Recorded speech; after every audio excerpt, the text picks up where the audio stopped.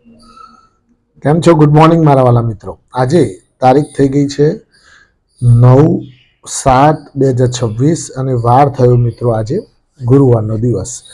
ગુરુવારનો દિવસ મિત્રો એટલે વીકલી ટ્રેડિંગ સેશનનો લાસ્ટ બટ વન અને બજાર ખૂબ જ ઉથલ પાથલવાળું ચાલી રહ્યું છે. બજારમાં એકદમ કન્સિસ્ટન્સી ચાલતી નથી. બજારમાં એકદમ ઉબડ ખાબડ છેલ્લા 5 દિવસથી કટકે વધેલું બજાર એક જ ઝાટકે કાલે 500 ઉપર નિફ્ટી ફેંકી દીધી નીચે. ખરું મિત્રો? એક સાથે એમ ધડાધડ ગઈકાલે જે નિફ્ટી તૂટતી હતી 12 વાગ્યા પછી, 12:30 1 વાગ્યા પછી સડસડાટ નિફ્ટી સડસડાટ નીચે આવતી હતી. ખરું ને? તો આ બધી વસ્તુ મિત્રો બજારમાં બનતી હોય છે અને આ બનવાની અને એનું નામ જ બજાર. બજારમાં સીધી લીટીમાં બધું ચાલે તો એ બજાર ન કહેવાય. બજારમાં ઉબડ ખાબડ એમાં કેટલાય લોકોને ગયણીથી ચાડીને કાઢવાના હોય, વેણારો કાઢવાનો હોય. એના જેમ મિત્રો કેટલાય લોકોને ડરાવીને કાઢી દેતા હોય છે, પેનિકી કરાવે, એકદમ બજારને તોડી નાખે, શેર સ્ટોક્સ બધા તોડી નાખે. એટલે પબ્લિકને એવું થઈ જાય કે સાલું ગયું, હું રહી જઈશ વેચ્યા વગર. ખરું મિત્રો? તો આવું બનતું હોય છે. તો એના કારણે ગઈકાલે પણ જોરદાર તોડમફોડ જોવા મળી. પણ એટલું બધું કંઈ ડરવાની જરૂર નથી. આ લોકો, મેં તમને જ્યારે પણ આ સહી કરી હતી ને કોન્ટ્રાક્ટ ઉપર ડોનાલ્ડ ટ્રમ્પે, ત્યારે પણ કહ્યું હતું કે હજુ કંઈક ગતકડું કાઢશે આ લોકો. આ સીધી લીટીમાં સીધી રીતે માને એવા નથી બધા કે એક જ.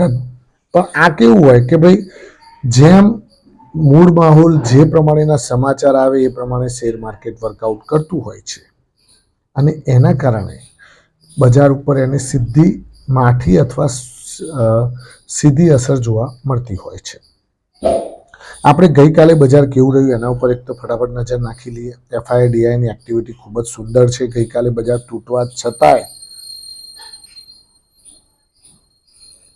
તો હવે ડરવાની જરૂર છે કે નહીં એ તમે જ કહેજો. ખરું ને મિત્રો? અને આજે કયા સ્ટોક્સ ઉપર ધ્યાન રાખી શકાય, સરકાર દ્વારા કઈ રાહતો આપવામાં આવેલી છે એના ઉપર ચર્ચા કરીશું. અને કયા સ્ટોક્સ આજે ભયંકર એક્શનમાં રહી શકે છે એ પણ જરા ધ્યાનથી જોઈશું. તો પહેલાં જોઈ લઈએ ગઈકાલે મિત્રો નિફ્ટી 516 અંક સ્વાહા થઈ ગઈ. 23,882 અંક બંધ જોવા મળી. 24,000નું લેવલ પર તોડીને ભૂકો કરી નાખ્યું. સેન્સેક્સ પણ 1,677 અંકના ઘટાડા સાથે 76,503 અંક બંધ જોવા મળ્યું. એટલે મિત્રો બજાર નો ડાઉટ ઉપર જ જવાનું છે, બધાને ખબર છે ઉપર જવાનું છે આગળ જતા. પરંતુ ક્યાંક ને ક્યાંક આવું ઝાટકા તો મારવા જ પડે. આવા ઝાટકા ના મારે તો રિટેલ ઇન્વેસ્ટર અને એ બધા લોકો તો ફાઈ જાય કે ભાઈ હા તો સીધું હેડે જ જાય છે. ખરું ને મિત્રો? તો આ ઝાટકાવાળા બજારમાં મિત્રો કંઈ ચિંતા જેવું છે નહીં. આજે લગભગ 50થી 60 અંક જેટલી નિફ્ટી ઉપર ખુલે એવું દેખાઈ રહ્યું છે. પણ એ કેટલી ટકી શકે છે એ બહુ મહત્વની છે. ખરું ને મિત્રો? એફઆઈડીઆઈની એક્ટિવિટી જોઈ લઈએ તો એફઆઈઆઈએ 1962 કરોડની કેશ માર્કેટમાં ખરીદારી કરી. 1962 કરોડ. કાલે 516 અંક નિફ્ટી તૂટી તોય 1962 કરોડની કેશ માર્કેટમાં એફઆઈઆઈની ખરીદારી. અને ડીઆઈઆઈની પણ કેશ માર્કેટમાં 790 કરોડની કેશ માર્કેટમાં ખરીદારી. ખરું ને?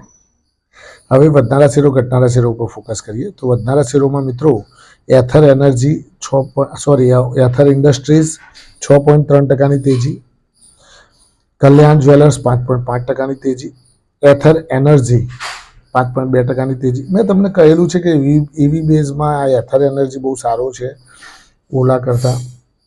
ઓલા ઇલેક્ટ્રિકલ કરતાં એથર એનર્જી કેમ સારો? કારણ કે એનું કોઈ પણ જાતનું ક્યાંય ચિત્રમાં નામ નથી. બોરોવર્સને પૈસા પણ એ ફટાફટ ચૂકવણી થતી રહે છે અને સપ્લાયર્સને પણ પૈસા ટાઈમસર મળતા રહે છે. અને આમને ઓલામાં તો શું થયું છે, ઓલા ઇલેક્ટ્રિકલમાં, કે સપ્લાયર્સે જેને માલ મોકલ્યો એને માલના પૈસા નથી મળ્યા, તો એ લોકો ગયા છે એનસીએલટીમાં. આવું થઈ રહ્યું છે. તો મિત્રો અત્યારે શું છે, કઈ કંપની ક્યાં વીક પડે છે કોઈને ખબર નથી પડતી, એટલે ખૂબ જ ધ્યાન રાખવાનું. એથર એનર્જી પછી MCX 3.7% તેજી જોવા મળી. એમ્બેસી ડેવલપમેન્ટમાં પણ 2.2% તેજી હતી. ચેન્નઈ પેટ્રોલિયમમાં 2.2% અને નાલ્કો નેશનલ એલ્યુમિનિયમમાં પણ 2.1% તેજી હતી. ઘટનાના શેરો ઉપર ફટાફટ ફોકસ કરીએ તો એજિસ લોજિસ્ટિક 10% મંદી, એજિસ વોપાકમાં 6% મંદી, L&T ફાઇનાન્સની અંદર પણ 6% મંદી જોવા મળી.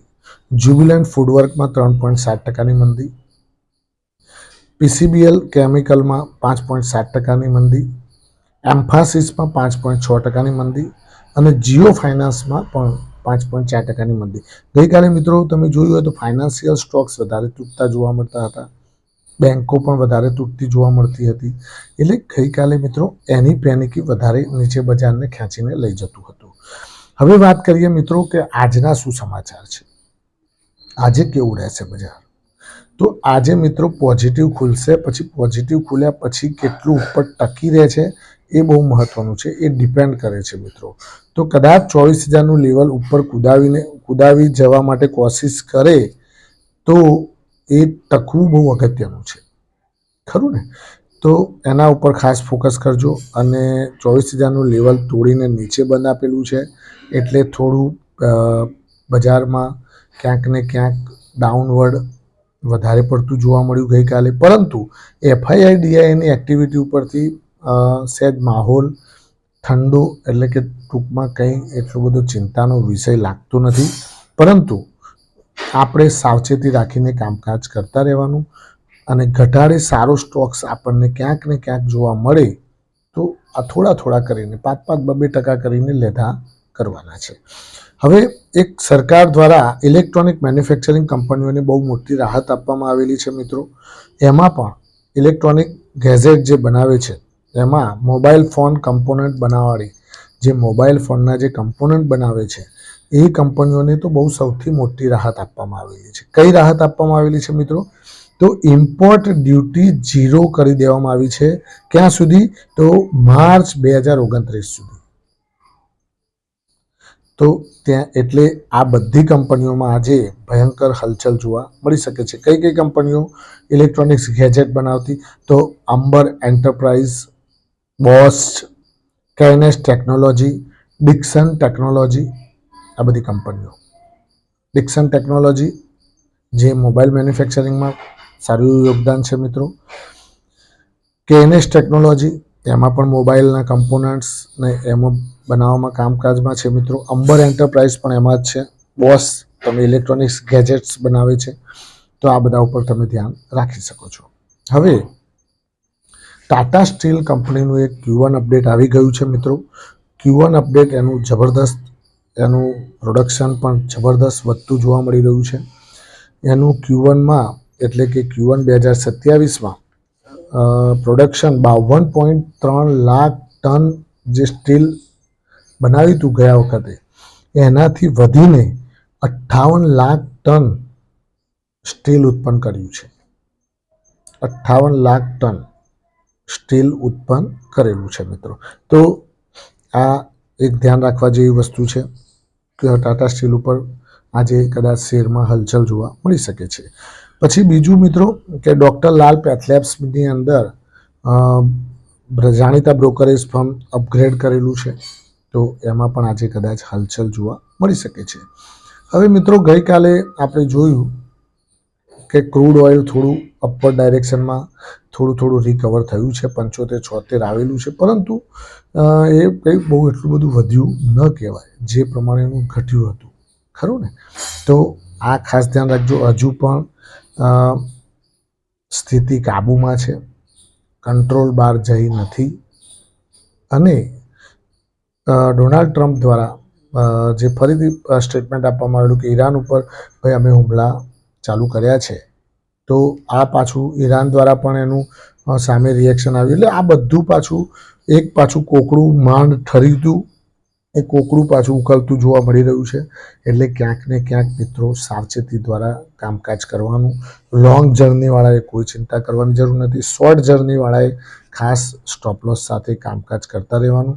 કોઈપણ જાતની ઉતાવળ કે કોઈપણ જાતની પેનિકી ક્યાંય પણ કરવાની જરૂર નથી. થેન્ક યુ, ખૂબ ખૂબ આભાર. આજનો દિવસ તમારા માટે શુભ રહે, લાભદાયી રહે, ફળદાયી રહે એવું માય પ્રોફિટ પોઈન્ટ છે. આપ સૌને શુભકામના. Thank you.